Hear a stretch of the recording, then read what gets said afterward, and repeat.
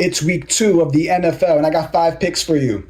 Welcome back to the Money Line Grind. Our only concern here is turning profits. We all like to sports bet. I like to actually win, little or a lot. As long as I get more money coming in that is going out. Little rough start to the season. We're 7-8, but we are profitable. We're up 0.67 of the unit. So there's still room to grow here. On Monday night, we went 1-2. Should have went 2-1. We got hooked on the Jets over score. And on Thursday night, we went 1-2 when we should have went 2-1. We had Jason Waddle over 4.5 receptions. He finished with 4. Had 4 for quite some time. Tua gets a concussion. Our dreams were smoked there. But like I said, 7-8 overall. We went 1-2 on Thursday. Our only win was the under of 49. I really called that game. I knew Buffalo's defense was going to come out. But you know what? We'll get our footing. We'll get everything together. So you might want to stick around. Make sure you hit subscribe because it'll happen. I'll rally off 5 in a row any given Sunday. Let's start with our 5 picks. I'm taking Dak Prescott over 10.5 rushing yards. Best bet, -108 on Caesars. You have to imagine the Saints are really going to focus on some of his long ball targets and just trying to limit and find the weak spots on the Cowboys offense. They looked pretty good last week, but they do have some concern.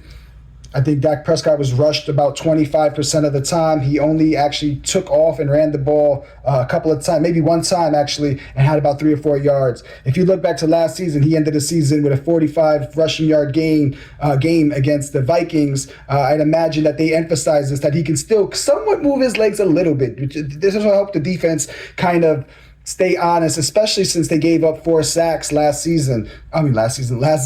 So they're going to want to try to make Dak a little bit more mobile to stop these losses on downs. But 4 sacks in one game is pretty bad. And I think they're going to actually focus on this a little bit. We're going to get some, maybe some designed runs for Dak. Who knows? Maybe some rollouts that turn out like good ones.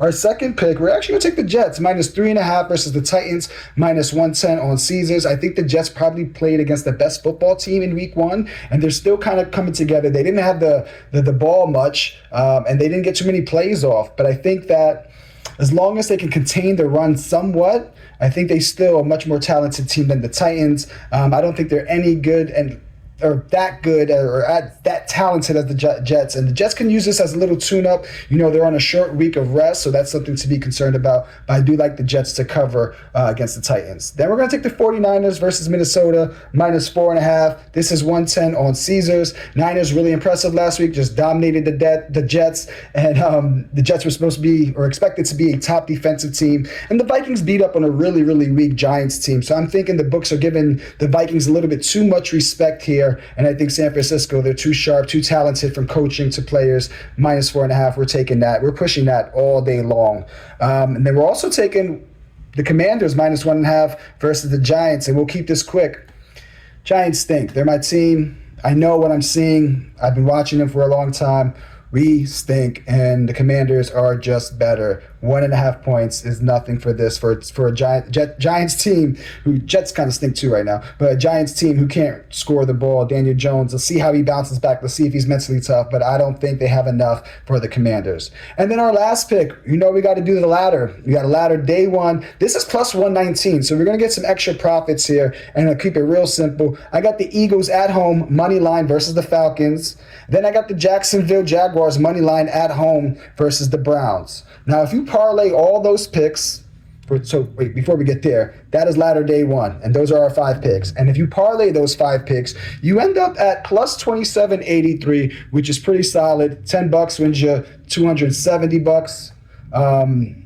And if you bet 100, you win $2,783. So those are the picks I got for you today. Make sure you head up to Twitter for live picks. Every now and then I throw a live pick. And then I throw some parlays out there on Instagram and Twitter. Check that out at Moneyline Grind. Good luck, and I'll see you guys for Monday Night Football.